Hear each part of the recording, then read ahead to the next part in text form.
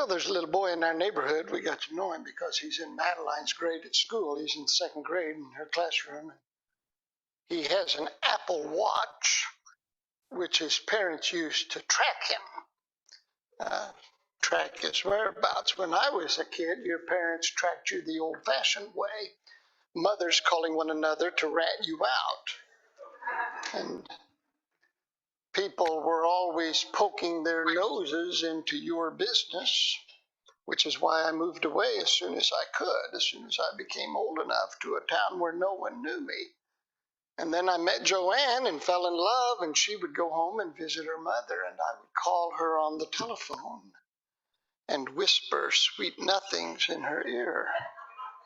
This was back in the days before everyone had their own phones, which they carried in their pockets. This was back when phones were shared by entire families and hung on the kitchen wall and had a 20-foot coiled, curled, twisted, gnarled cord that could stretch into the living room if you wanted privacy.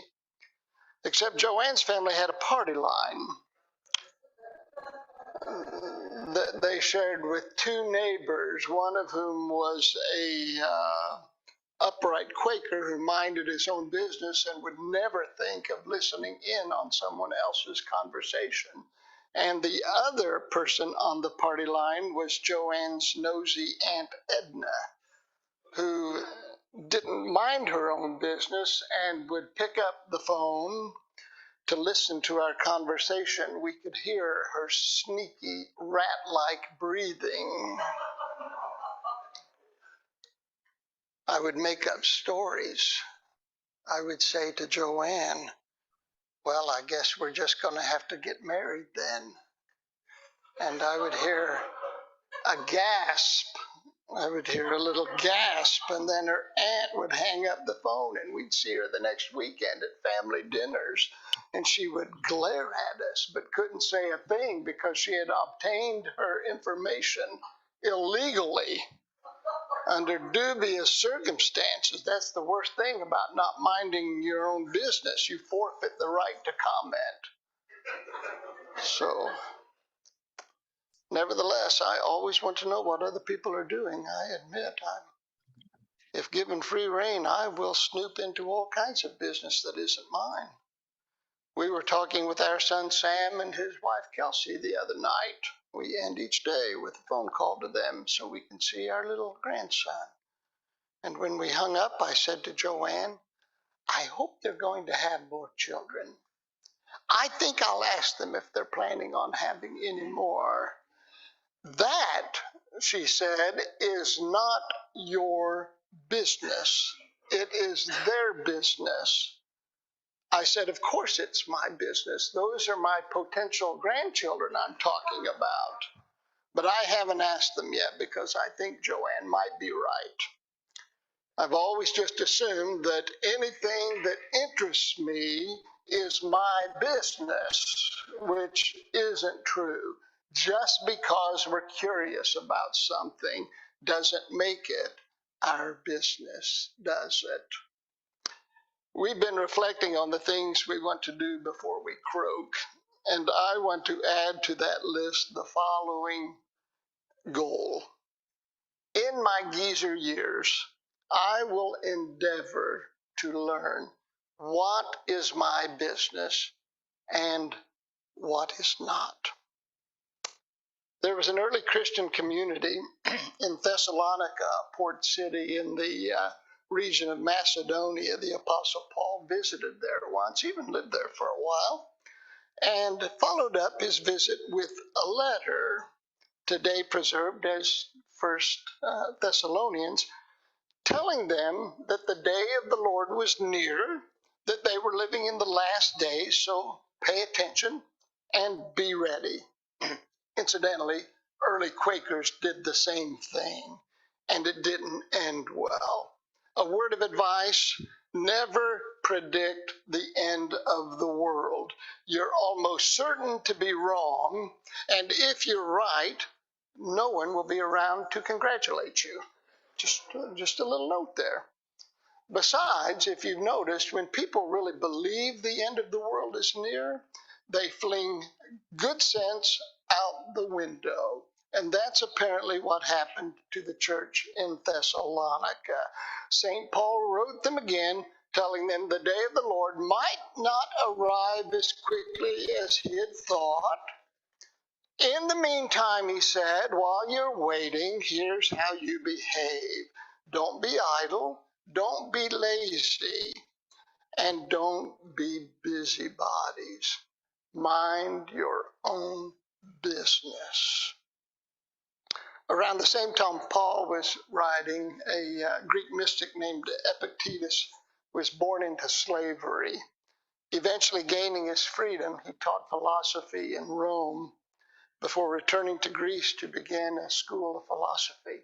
When he died, his students, so appreciative of his teachings, compiled his sayings, one of which was this: keep your attention focused entirely on what is truly your own concern, and be clear that what belongs to others is their business and none of yours. Minding our own business cuts two ways.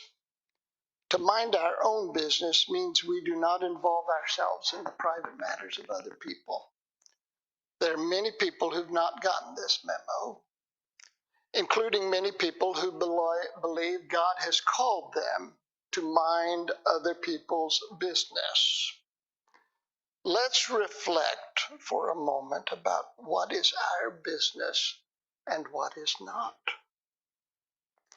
Have you spent your entire life not feeling comfortable in the gender assigned to you at birth, or feeling attracted to someone of your same gender?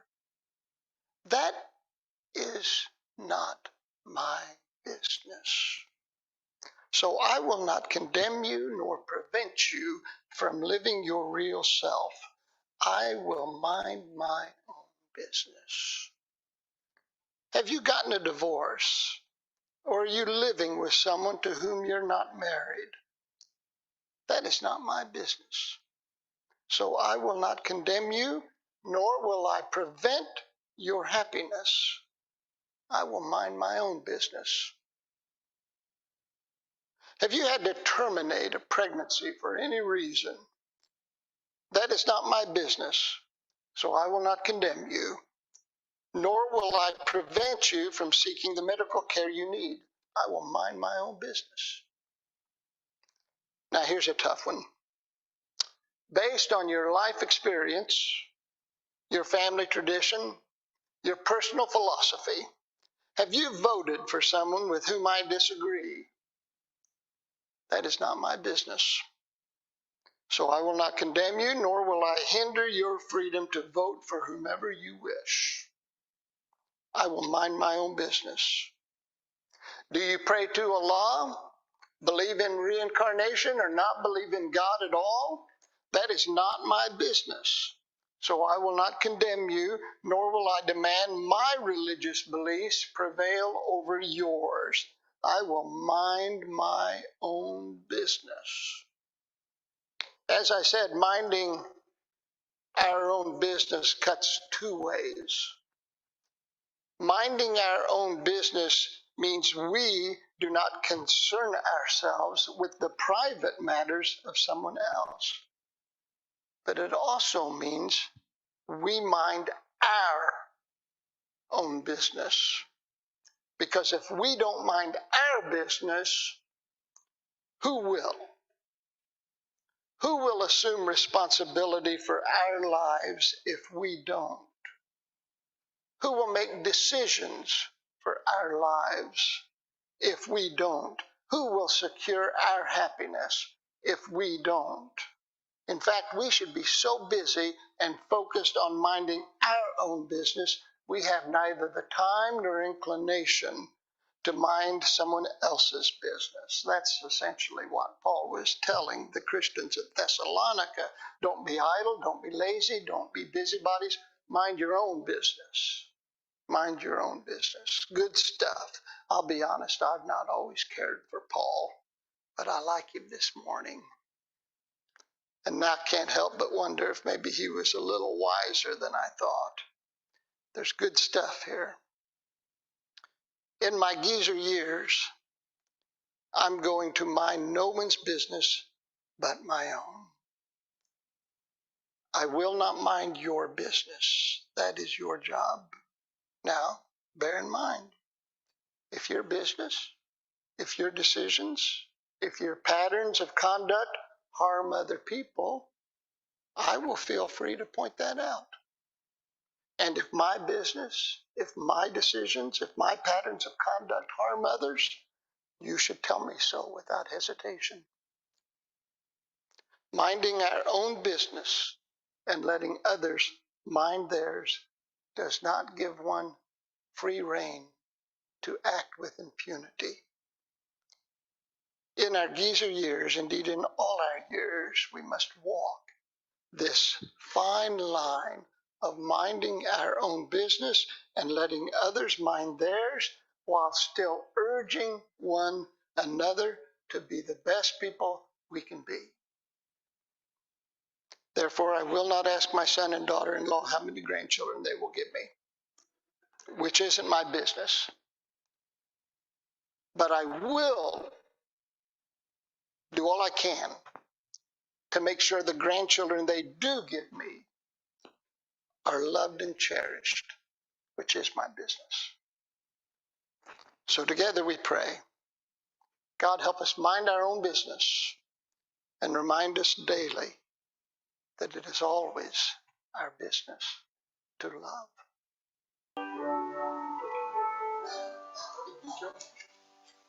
So Madeline came over this morning. Spencer goes to the gym on Sunday mornings, and he drops her off at our house so he can go to the gym. So she was in the bathtub taking a bath, and we were all in there, and we've noticed that our best theological talks begin while Madeline is bathing. I don't know what it is, but we started talking about cats. She loves cats. And she has concluded that if you don't love cats, then you can't love God. I don't know where she got this, but this is her credo in life now. And she said, so Papa, you need to love cats. I said, I do like cats. And she said, but you need to love cats so that you can go see God. I said, where's God? And she said, up in the sky.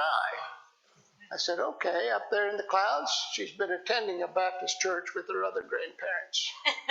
And it's very much a three-tier universe kind of thing.